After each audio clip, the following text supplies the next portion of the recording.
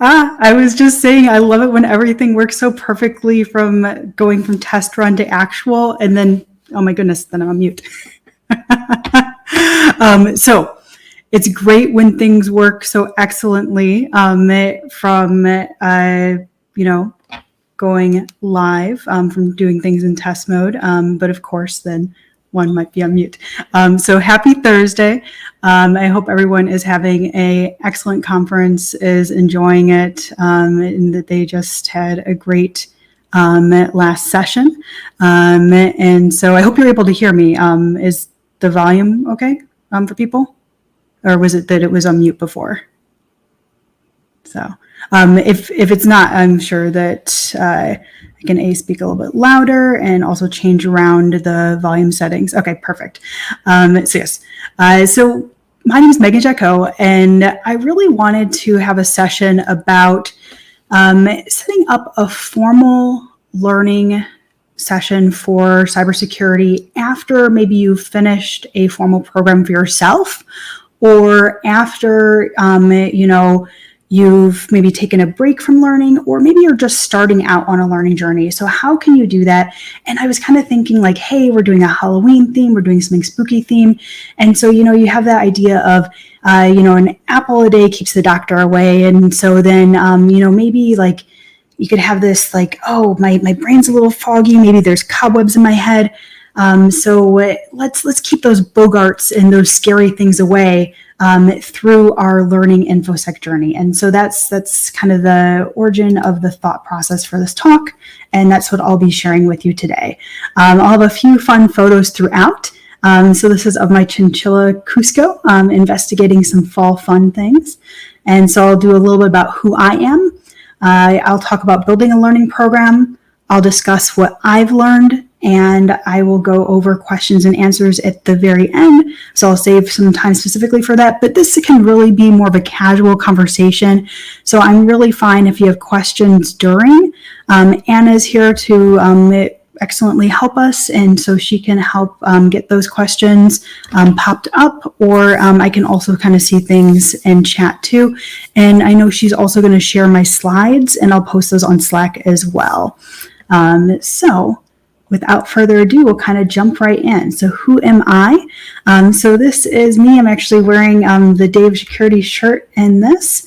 And so some of the things that are really important to me are giving back and sharing what I've learned. So I do a lot of that through mentorship. I really love that Mentorship Monday. It goes out on Twitter quite a bit. But I also really think that we need to continually learn. It's something that I've done throughout my whole life. And being part of the technology field, things are constantly changing.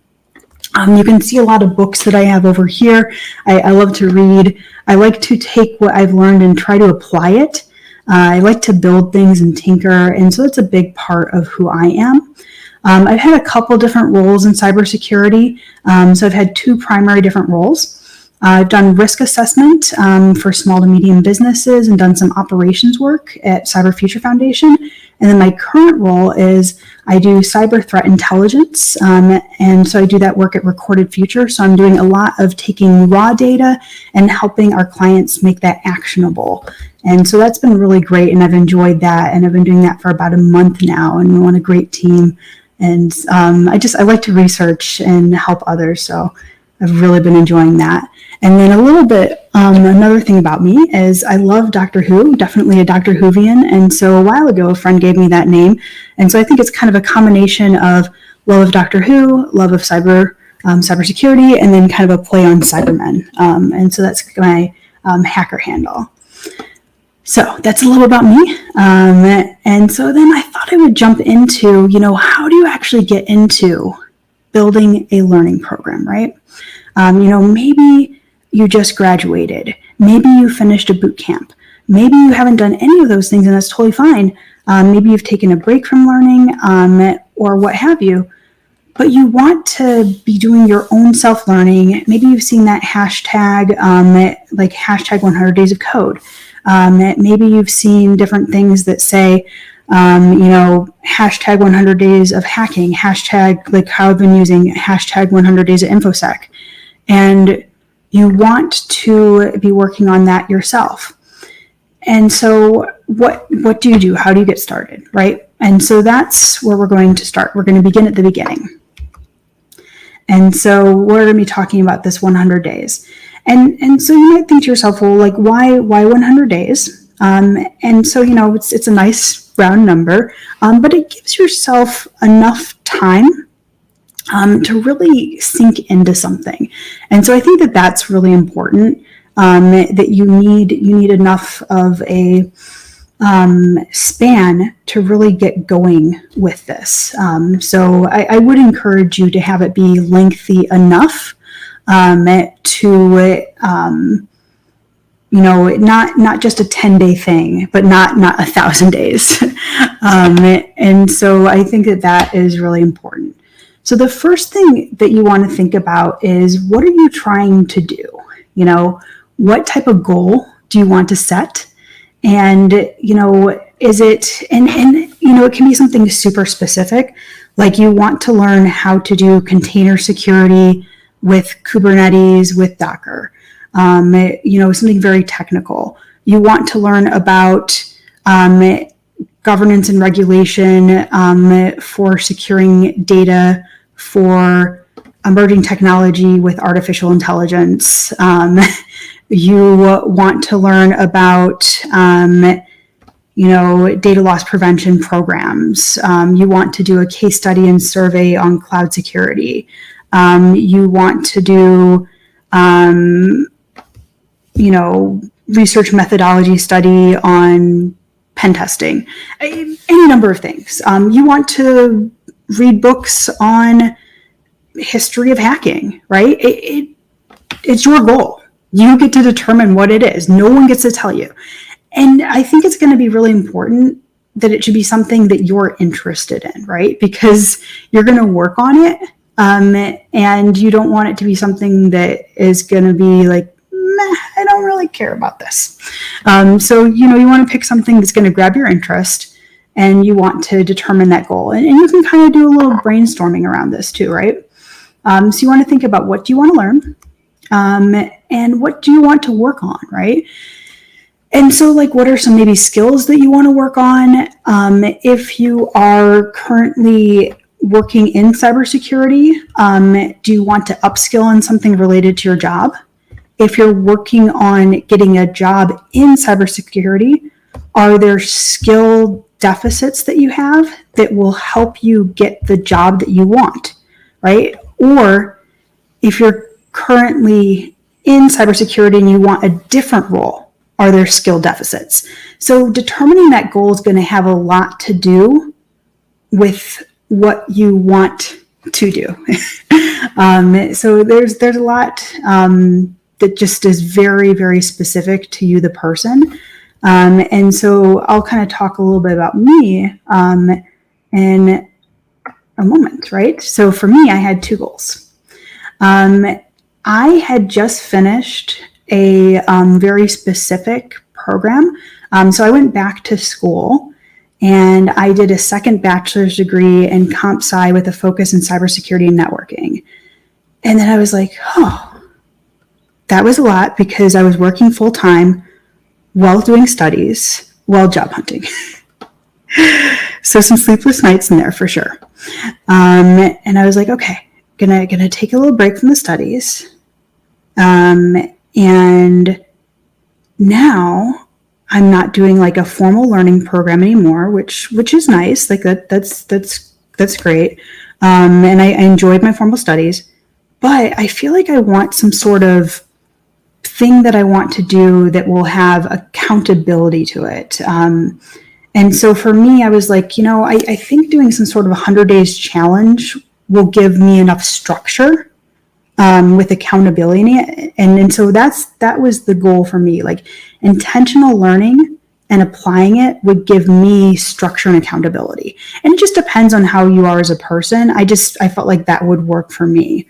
And so I wanted to have that continual learning and application to it. And so I try to, I read a lot, I do a lot of research, and I'm always trying to look for ways that I can test something out or try it or do something with it. And so that was a lot around what I was trying to do. And so it's not necessarily that everything was linear. Sometimes it would look like, oh, I might be doing a little bit of this or a little bit of that. But I was always trying to look for ways to test and try things. That was really front and center to what I was doing. So then you're going to want to figure out, what type of resources do you want to use? Do you want to be using books? Do you want to be using more of like a pen testing thing, like a Try Hack Me? Do you want to be using, different conferences you might attend? Because there are a lot of conferences out there and a lot of them are free, like this one. So you can be kind of using, I like to use a variety. I'm a big fan of that. And so I'll jump out of the slides for just a moment. And these are embedded within the slides. I'll share those within Slack as well. And then, I already loaded that, great. And so you have access to these. And if you come across anything that you're like, oh, this is awesome, and it's free or mainly free, so everything on here is free, or what I like to call freemium. And so by freemium, I mean that most things on the site are free, but like some things have like if you pay this, you get extra things. So like they have like a premium charge. And so these are all different free or mainly free websites that are for learning cybersecurity. And so I've used a lot of these to do different delve points into cybersecurity. So like this one was one I did pretty early on in my first 100 days, because I was reading The Cuckoo's Egg by Cliff Stoll. And then this is really neat because it does lectures that go along with each of the different sections. So we'll take like the chapters in The Cuckoo's Egg are really short, and then it will do like 20 chapters. Here's an hour-long lecture, and then here's how they figured this out. And it's really nicely done. And the guy, Chris Sanders, who did this, he'll actually talk with you about it. So he's on Twitter pretty actively. And so if you chat with him, he'll actually do that. So Tracy, Anna just reposted the Wakelet that has all these resources in it. And then I have it on slide 6 as well. And then Anna, I don't know if you've posted the slides, but I'll post them also within Slack. But Anna, if you have a chance to post the slides, I'm happy to share all the slides with you as well. So awesome. Yeah, it sounds like the slides are posted. So yeah, so this is 60 different resources that I've curated. And like I said, if there's something that you find, I'm super happy to, this is a, living resource. Like I'm happy to be updating to it. And I think it's really helpful just to have, people help each other out with, oh, I found this, and this is a good source, and this is another good source. So those are some things that I have found for learning different things. She does a really phenomenal job with curating things as well. So if you're really into digital forensics incident response, that can be really amazing. Lupe was asking how she can access the Slack channel. I know everyone who registered for the conference should have gotten an invite to the Slack channel. And I don't know if you have any additional information about that. But I believe that should have been the case. So we're going to hop back to the slides.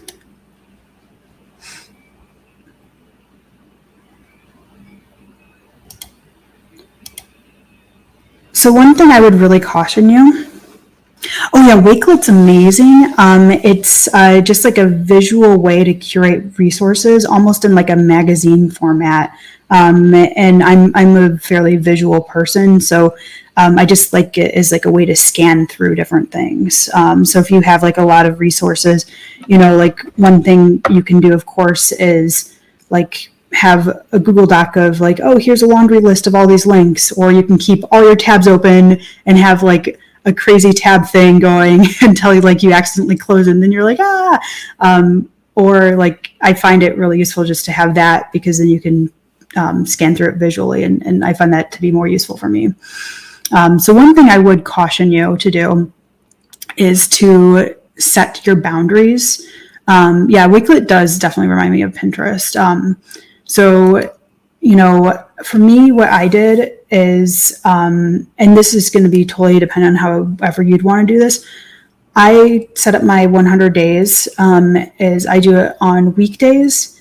So I do it weekdays, days that I'm not traveling, days that are not holidays, days that I'm not presenting at conferences. So like if you follow me on Twitter, you would see that I didn't post about anything from like hashtag 100 Days of InfoSec today, because I'm presenting at a conference today, and then I'm attending the conference today, and I'm attending the conference tomorrow.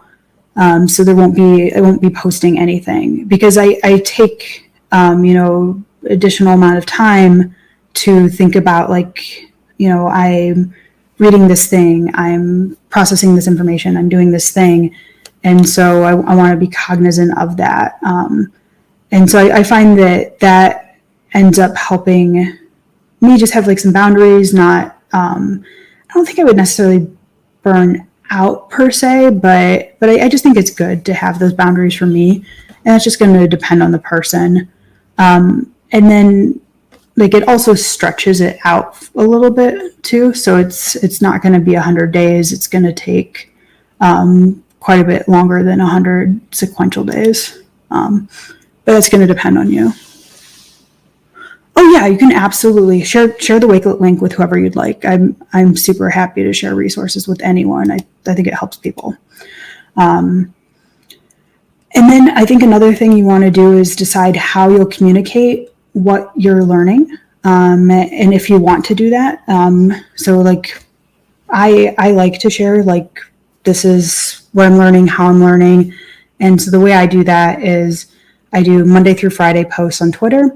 And I tend to then do like a weekly summative post on LinkedIn, like, so like a trends post about like, this is what I noticed I learned on LinkedIn. And so it kind of gives like an overarching idea. And so that's what I do, but it's not something you would have to do or anything like that. And so what I did is I went back through the different posts that I made, and I made a word cloud from different things that I had posted. And so you can see like frequency of things.